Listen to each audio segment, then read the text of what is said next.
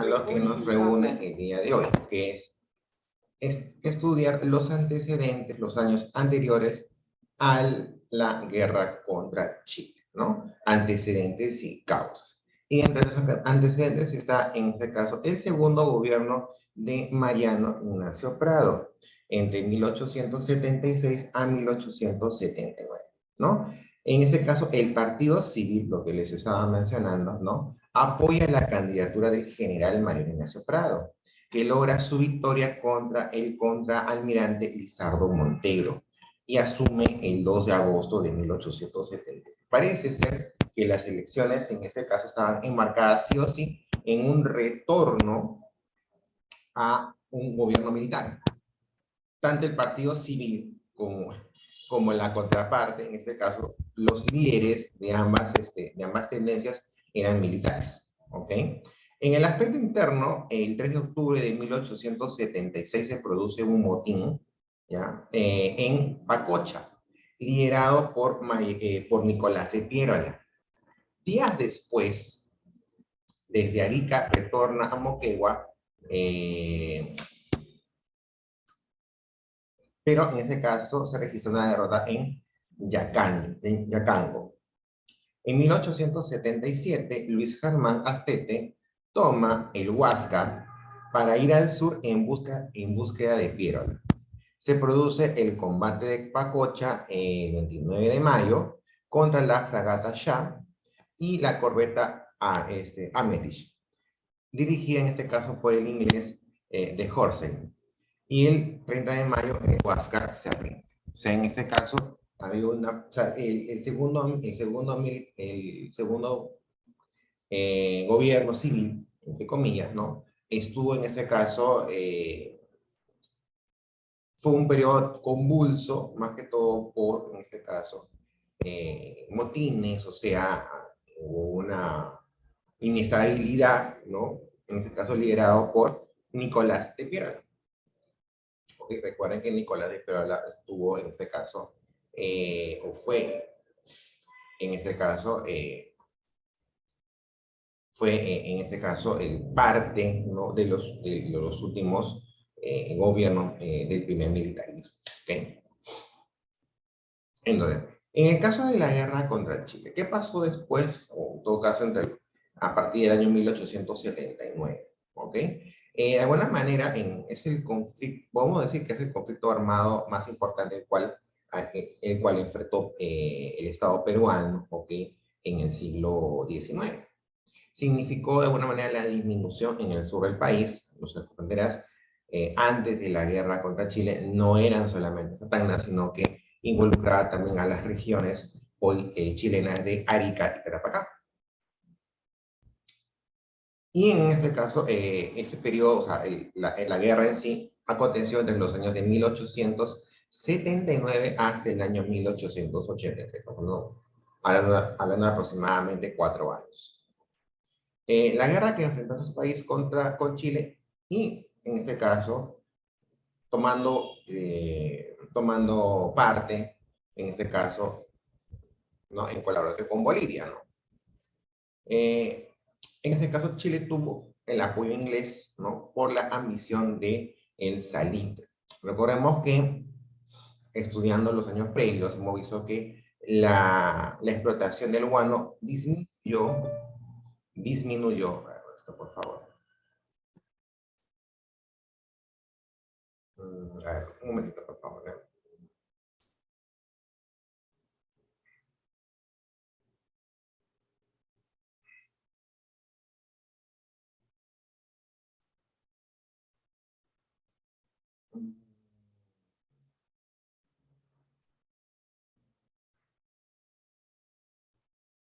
Ya, entonces les mencionaba en este caso que la guerra nos enfrentó contra Chile, ¿no? Y de alguna manera nos hemos estado en alianza con Bolivia, ¿no? Chile en este caso financiado con apoyo inglés, o sea, de la corona británica, ya por la ambición en este caso de obtener el salitre, tener una explotación sin intermediarios del salitre. Recordemos que en este caso el guano había disminuido su exportación y en ese caso se haya vuelto importante la exportación del salitre, que se ubicaba más que todo en las zonas del sur, no solamente de Tarapacá, sino en este caso también en zonas que antes eran bolivianas. Eh, la guerra se puede dividir históricamente en 5 etapas, ¿no? La campaña marítima, después la campaña de Tarapacá, Tacna y Arica, la campaña de Lima y finalmente la campaña de la Sierra. ¿Okay? Porque fueron etapas, ¿no? Primero la etapa marítima que fue de contención, que fue una etapa de contención en este caso eh,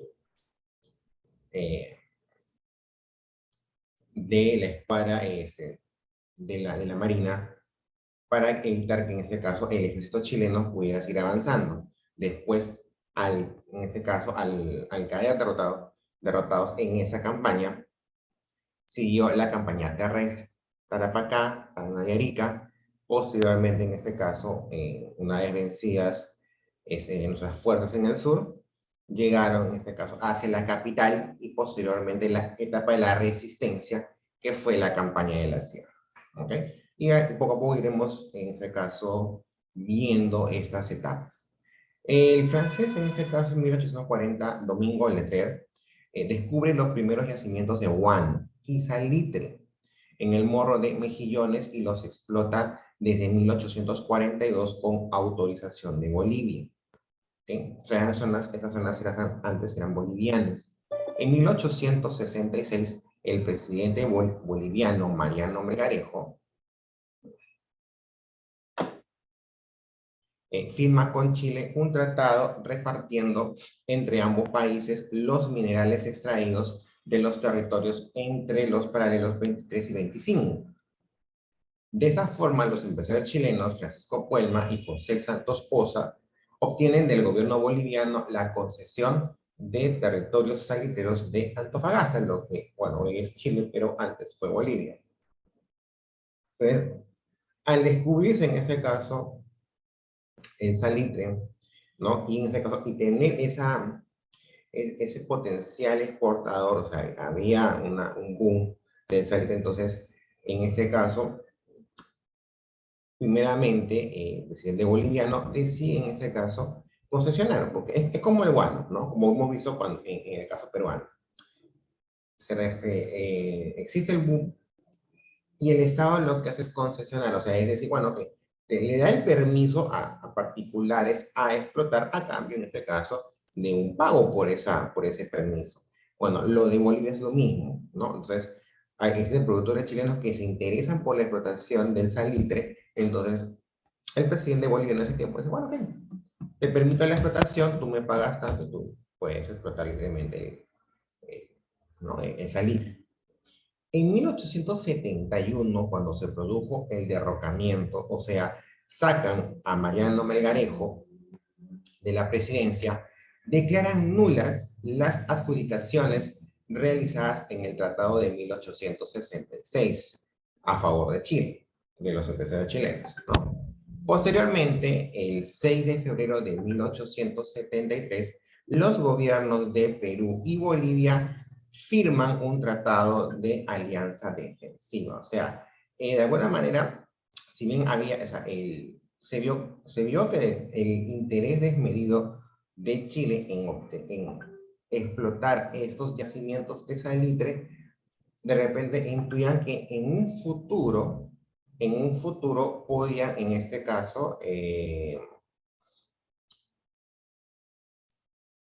pues tener como una consecuencia tal vez alguna escaramuza ya bélica, ¿no? O sea, una invasión, o sea, ya preveía. Entonces, previniendo eso, se hizo la firma de ese tratado de alianza entre Perú y Chile, entre Perú, perdón, y Bolivia. Es una alianza defensiva. El 27 de noviembre de 1873, la compañía Melbourne, Clark and Company transfiere sus derechos de la compañía de salitre y ferrocarril de Antofagasta. En 1874 se firma un tratado entre Bolivia y Chile, mediante el cual Bolivia se compromete a no incrementar las contribuciones a las industrias chilenas por un lapso de 5 años. Aquí, por ejemplo, o sea, El problema está, por eso que en este caso es muy importante un estado fuerte. Perú y Bolivia no tenían estados fuertes. Entonces, ¿qué pasaba? Un grupo decía A, luego a este grupo lo derrocaban y luego entraba B. Y cambiaban y quería la nulidad de los contratos. Entonces, no hay eh, un norte. Cada uno establecía prioridades de acuerdo a su conveniencia. ¿Ok? Entonces, esto, por ejemplo, este tratado, ¿no? Estamos hablando de 1874, ¿no? Estamos hablando de 25 años, o sea, más o menos terminado el ciclo, se podía ver si es que en ese caso podría haber algún incremento en el impuesto. Entonces, en ese caso, o sea, ese tipo de decisiones, se puede decir de manera contradictorias, hace que en ese caso luego se genere un pretexto por parte de Chile para, en este caso, poder provocar la invasión. No digo que sea o sea, ese fue el pretexto de ellos, ¿no? Pero en ese caso ya se veía de que había en ese caso un interés desmedido en la explotación del salitre, que al final después se dio. Pero el problema está en que cuando tienes un estado débil, donde entra un grupo, sale el otro, y tienen visiones totalmente opuestas, las decisiones son erráticas. Porque cuando tú firmas un tratado internacional con otro país u otra, o entidades multinacionales, ya son de difícil resolución. O sea, cortar ese contrato ya viene a ser un poco más difícil. ¿Ok? Entonces, por eso que es importante un Estado fuerte donde puedas, en este caso, tener visiones distintas, pero tiene que haber un norte común. Y eso de alguna manera, no vamos a santificar a Chile, en este caso, pero Chile tuvo un Estado que tenía un norte, que tenía una visión, más allá, en este caso, de movimientos internos, lo que se reflejó al final en la construcción de la Guerra del Pacífico. En el caso del pretexto, ¿qué pasó? ¿Por qué en este caso se pone pretexto el incremento de los impuestos al salitre? El presidente boliviano de entonces, Hilarión Daza, crea un impuesto sobre el salitre el 14 de febrero de 1878. Se establece que la Compañía del Salitre y Ferrocarril de Antofagasta debe hacer efectivo un pago de 10 centavos por quintal del salitre exportado. O sea, 4 años antes, Bolivia firma un tratado con Chile. Dice, no vamos a subir impuestos. 4 años después, el presidente Daza, boliviano, dice todo lo contrario, no, te voy a subir impuestos. Estás dando servido el pretexto para que en este caso haya otras decisiones, pues, o sea, distintas, ¿no? O sea, si tomamos un contrato donde me dices, no voy a subirte impuestos, y ahora 4 años después me dices que sí, entonces me estás dando el pretexto para yo poder tomar otras acciones. Entre las causas de la guerra se encuentra en este caso una mentalidad expansionista de Chile, que sí, y es una mentalidad que no es desde ese momento, surge desde los inicios, en este caso, de las repúblicas. Y ahora, ¿cómo decir de repente esa? Ahora, una mentalidad expansionista no es necesariamente mala, por acaso. Es una mentalidad lógica. Es una mentalidad lógica. Si yo tengo los límites de mi estado y veo que no tengo recursos naturales para poder mantener la recaudación fiscal, pues necesito expandirme. Y si en ese momento, ahorita por ejemplo, eso ya, una mentalidad expansionista en el siglo XXI es ilógica, porque ya prácticamente todos los límites están definidos. Entonces sí se considera una agresión. En ese momento tal vez sí, es una agresión, sí, pero O sea, pero si nos ponemos a pensar, es una mentalidad lógica. Es más, cuando Perú y Bolivia intentaron crear un solo Estado, la Confederación Perú-Boliviana, ¿quién fue o qué Estado fue el que más incidió en la separación? Chile. Porque sabía que si había una unión, un solo Estado fuerte entre Perú y Bolivia, pues en ese caso iba en contra de sus afanes expansionistas. ¿Okay? Entonces, de alguna manera, la política exterior chilena siguió en cauces lógicos. Que tus vecinos sean débiles y en ese caso tú hacerte fuerte. Y eso fue lo que pasó. O sea, al final llegamos a una guerra del Pacífico con dos estados débiles, unidos, y un estado fuerte que simplemente terminó por hacer la lógica, que fue invadirlos. Entonces, decíamos, una de las causas fue, sí, la mentalidad expansionista de Chile, ¿no? Con la finalidad de crear un estado estatal, centralizado y moderno. La ambición por el salitre descubierto en las regiones de Atacama, en las cuales se encontraban las regiones chilenas de Tarapacá y Antofagasta, hoy chilena, ¿no? Pero en ese tiempo Tarapacá peruana, Antofagasta boliviana.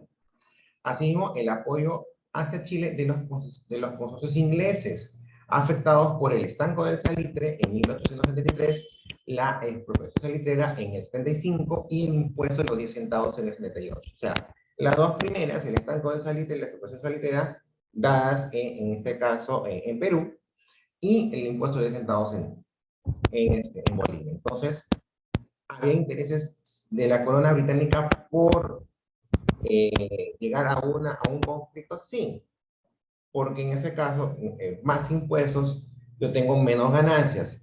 Si yo propongo que este Estado, que tiene una idea de expandirse, hago que en este caso llegue, o sea, y sustraiga estos elementos salideros, entonces me ahorro y gano más.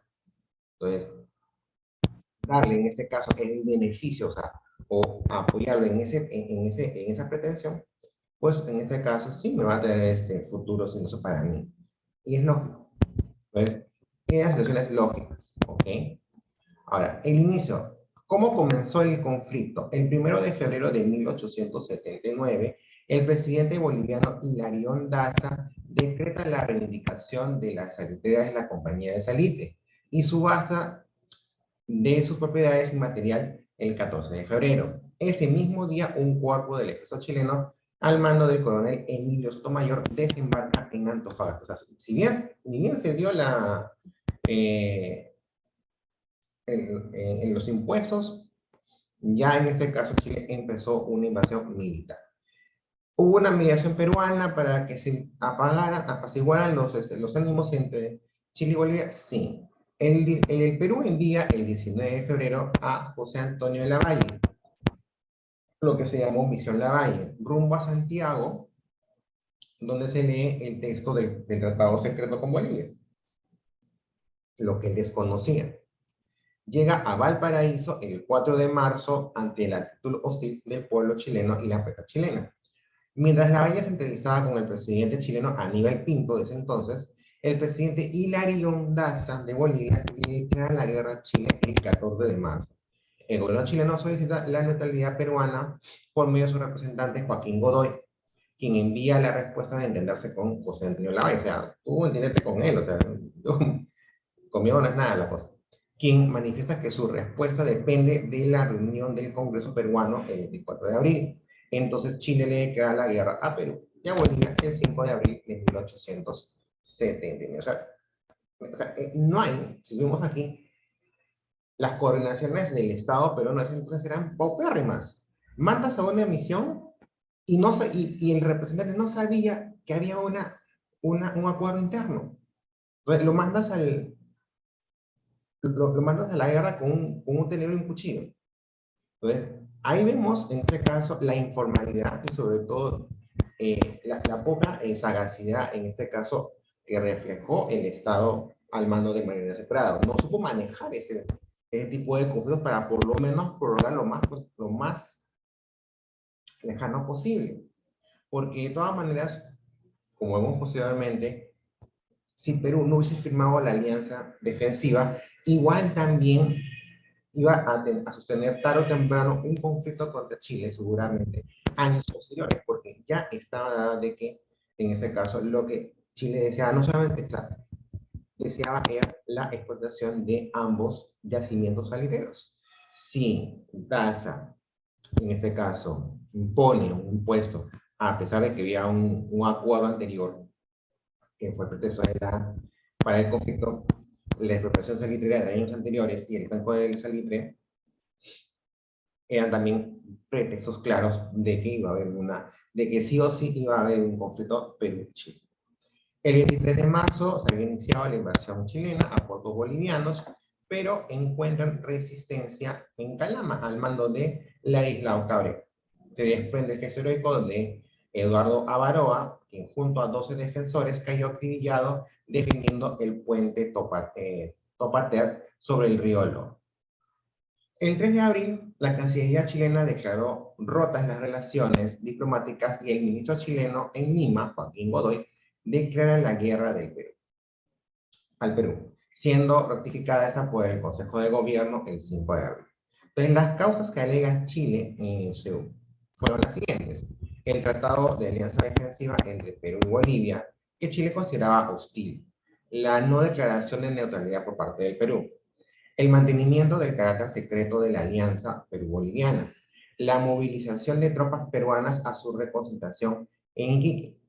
El alistamiento de la escuadra peruana, la opinión de la prensa y el pueblo peruano favorable a la guerra de ese tiempo, haber suministrado el Perú a Bolivia socorro militar y municiones. Perú, estudiando detenidamente el punto, se comprende claramente que Chile precipitó su declaratoria de guerra al Perú, por la facilidad con la que se dañó el litoral boliviano, por el halagador porvenir económico que significaban los territorios de Tarapacá, y por el desarme absoluto del Perú, la inferioridad bélica y desorganización política y administrativa en que se debatía. Lo que les dije, un Estado fuerte ante dos Estados caóticos y débiles. Creo que no es muy difícil adivinar lo que podía pasar posteriormente. ¿Okay? Entonces, ahí vemos, ese es el resultado de años de caos, de gobiernos militaristas, caudillistas, que en este caso pugnaban por la lucha para llegar al poder, y pocos estados que contribuían de alguna manera en este caso, al crecimiento del país, como por ejemplo los gobiernos de Castilla, que como decimos, no es para santificarlo, pero de alguna manera dentro de todas, o sea, si hacemos el global de obras y de decisiones de gobierno, el de Castilla es el mejor parado que el resto. Ahora, no solamente, sino que también, o sea, podemos decir, bueno, okay, ¿se acuerdan que dijimos en sesiones anteriores? Bueno, okay, sí, era comprensible que hubieran gobiernos militares en ese tiempo, sí, era entendible. Okay, pero mira, a pesar de eso, tampoco hubo una organización del ejército, como veremos en las siguientes secciones, de las campañas marítimas, de las campañas terrestres, vemos de que nuestro ejército no solamente no tenía esa infraestructura bélica, no tenía armamento, los acorazados, los monitores, solamente uno que funcionaba, que era el Huáscar. Era como la Argentina del Mundial de Rusia. Tenías a Messi, pero el resto no te apoyaba, era lo mismo, era tener al mejor acorazado, pero el resto no llegaba a ese nivel. Y en esas condiciones se dio la lucha ante un Estado que era chico pero ordenado. Podemos decir muchas cosas del gobierno chileno, pero que eran ordenados y que tenían un horizonte, eso no se puede negar. Más aún, en este caso, financiado por el Imperio Británico que era claramente quería pues la administración directa de estos, de estos yacimientos salitreros. ¿Ok? Entonces, hasta aquí en este caso la sesión de Historia Universal. ¿Bien? Bueno, la historia del Perú. A las 10:30 nos vemos para ver la sesión de Historia Universal. ¿Ok? Nos vemos. Chao, chao.